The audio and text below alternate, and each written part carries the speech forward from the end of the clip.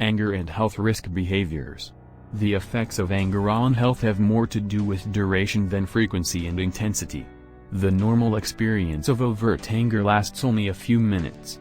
But the subtle forms of anger, such as resentment, impatience, irritability, grouchiness, etc., can go on for hours and days at a time. Consistent, prolonged levels of anger give a person a 5 times greater chance of dying before age 50. Anger elevates blood pressure, increases the threat of stroke, heart disease, cancer, depression, anxiety disorders, and, in general, depresses the immune system. Angry people have lots of little aches and pains or get a lot of colds and bouts of flu or headaches or upset stomachs. To make matters worse, angry people tend to seek relief from the ill moods caused by anger through other health-endangering habits, such as smoking and drinking, or compulsive behavior such as workaholism and perfectionism. Laboratory experiments have shown that even subtle forms of anger impair problem-solving abilities and general performance competence. In addition to increasing error rates, anger narrows and makes the rigid mental focus, tending to obscure alternative perspectives. The angry person has one right way of doing things, which, if selected in anger, is seldom the best way. There is nothing you can do angry, resentful, irritable, grouchy, impatient, chilly that you can't do better not angry. Because it acts on the entire central nervous system as an amphetamine, anger always produces a physiological crash, often experienced as depression when the issues causing the anger remain unresolved. Think about it. The last time you got really angry, you got depressed afterward. The angrier you get, the more depressed you get. And that is merely the physiological response, even if you keep from doing something while angry that you're ashamed of, like hurting the feelings of someone you love. What is an anger problem? A dangerous myth about an anger problem restricts its definition to aggression, abuse, hurting people, or destroying property. But this describes only one of a great many forms of anger. You have an anger problem if some subtle form of anger that you may not even be aware of makes you do what is not in your best interest or keeps you from performing at your highest potential. This could mean something subtle, like putting a chilly wall between you and others, or a continual impatience or a low frustration tolerance that interferes with problem-solving and performance competence. Whatever the form of anger, in the persistence you run the risk of becoming a readaholic, with your thoughts, feelings, and behavior controlled by whoever or whatever you're reacting to. The more reactive you are, the more powerless you feel. Anger is ultimately a cry of powerlessness. Self-compassion and compassion for others. Mastery of the 3 steps of self-compassion and compassion for others makes us virtually immune to the ill effects of anger. The first step of self-compassion is seen beneath the symptom or defense: anger, anxiety, manipulation, obnoxious behavior to the cause, which is some form of core hurt, feeling unimportant, disregarded, accused, devalued, guilty, untrustworthy, rejected, powerless, unlovable. Second, the core hurt must be validated. This is how I feel at this moment. And, third, change this behavior or event or disappointment or mistake does not mean that I'm unimportant, not valuable or lovable. Compassion for others is recognizing that their symptoms, defenses, and obnoxious behavior come from a core hurt, validating it, and supporting them while they change it. Compassion does not excuse obnoxious behavior. Rather, it keeps us from attacking the already wounded person, which allows focusing on changing the undesired behavior. Anger regulation versus anger management. Regulation of anger means healing the hurt that causes it by internally restoring the core personal value that seems diminished by the behavior of another. In contrast, anger management requires enduring the hurt that causes the anger but redirecting its effects to avoid aggression and trouble. Anger regulation employs the principles of emotional intelligence, awareness of internal experience, the ability to control the meaning of one's emotional experience, and empathy for the emotional experience of others. An excellent regulation technique, called health-endangering, obviates the powerlessness of anger by providing the sense of internal power, well-being, self-compassion, and compassion for others necessary for optimal health and problem-solving. Health-endangering is a technology that, with practice, automatically invokes a response of self-compassion and compassion for others whenever anger and other symptoms and defenses are stimulated, keeping the focus on solutions to the problem, rather than attacking the person. More than 90% effective in lowering anger to problem-solving and performance-efficient levels. Health-endangering can be learned in 3 or fewer sessions of training.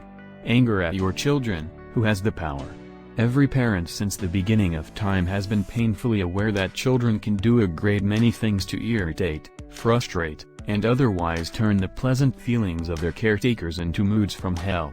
Those same creatures who look like little darlings when they sleep can almost at their whim produce headaches, upset stomachs, jangled nerves, strained muscles, aching bones, and overloaded emotional and sensory circuits. But there's one thing that even the most exuberant or obstinate of children cannot do: they can't make us angry. They cannot force us to give up internal regulation of our emotional experience. To understand this scientific fact that seems to fly in the face of common sense, consider the psychobiological function of anger. Why anger is a problem in families. An automatic response triggered whenever we feel threatened. Anger is the most powerful of all emotional experiences. The only emotion that activates every muscle group and organ of the body. Anger exists to mobilize the instinctual fight or flight response meant to protect us from predators. Of course, our children are not predators. For the vast majority of problems in family life, anger constitutes overkill and underthink. Applying this survival-level fight or flight response to everyday problems of family living is like using a rock to turn off a lamp or a tank to repair a computer. Is anyone really stupid enough to turn off a lamp with a rock? When angry, everybody is that stupid. The problem has nothing to do with intelligence, it has to do with how hurt we are. Anger is always a reaction to hurt. It can be physical pain, which is why, when you bang your thumb with a hammer while trying to hang a picture, you don't pray. Far more often, though, anger is a reaction to psychological hurt or threat of hurt, in the form of a diminished sense of self. Vulnerability to psychological hurt depends entirely on how you feel about yourself. When your sense of self is weak or disorganized, anything can make you irritable or angry. When it's solid and well integrated, the insults and frustrations of life just roll off your back. For instance, if you've had a bad day, if you're feeling guilty, a little bit like a failure, or just disregarded, devalued, or irritable, you might come home to find your kid's shoes in the middle of the floor and respond with, "That lazy, selfish, inconsiderate, little brat." Yet you can come home after a great day of feeling fine about yourself, see the same shoes in the middle of the floor, and think, "Oh, that's just Jimmy or Sally," and not think twice about it. The difference in your reaction to the child's behavior lies entirely within you and depends completely on how you feel about yourself. In the first case, the child's behavior seems to diminish your sense of self. If he cared about me, he wouldn't do this. If my kid doesn't care about me, I must not be worth caring about. The anger is to punish the child for your diminished sense of self. In the second instance, the child's behavior does not diminish your sense of personal importance, value, power, and lovability. So there is no need for anger. You don't need a tank to solve the problem of the shoes in the middle of the floor. Rather, the problem to be solved is how to teach the child to be more considerate in his behavior. You won't do that by humiliating him because you feel humiliated.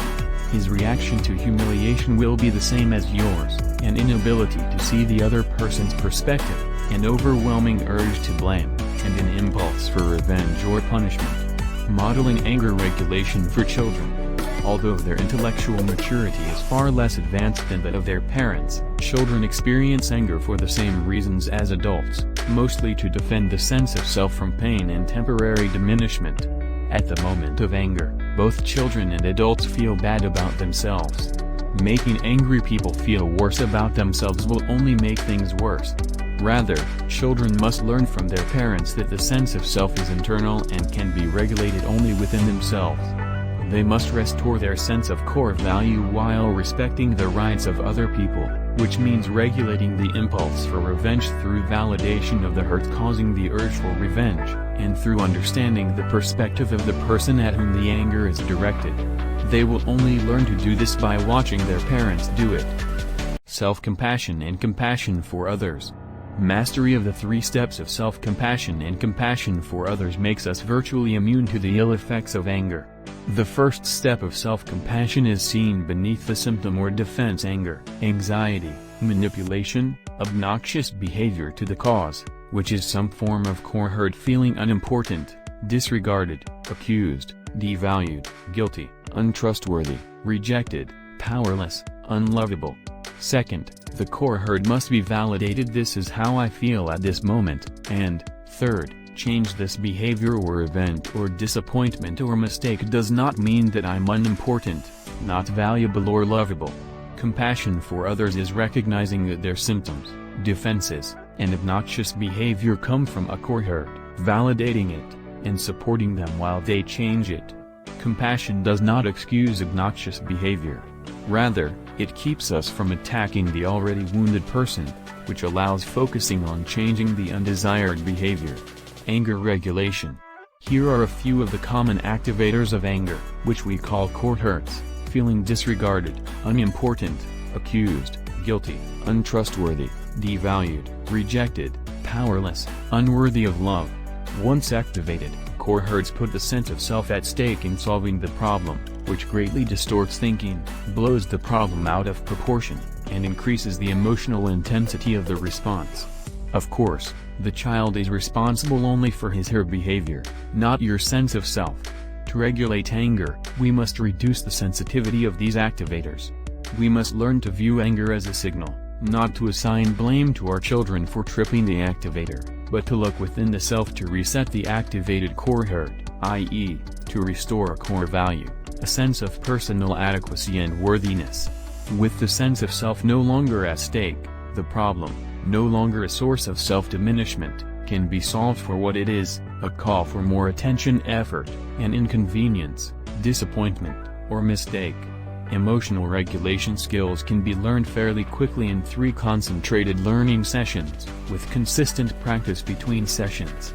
But whether learned through training or through personal experience that internally regulates anger activators, successful parenting, personal happiness, optimal work efficiency, physical and psychological health, and the capacity to sustain viable attachment relationships demands self-regulation of the impulse to anger and resentment.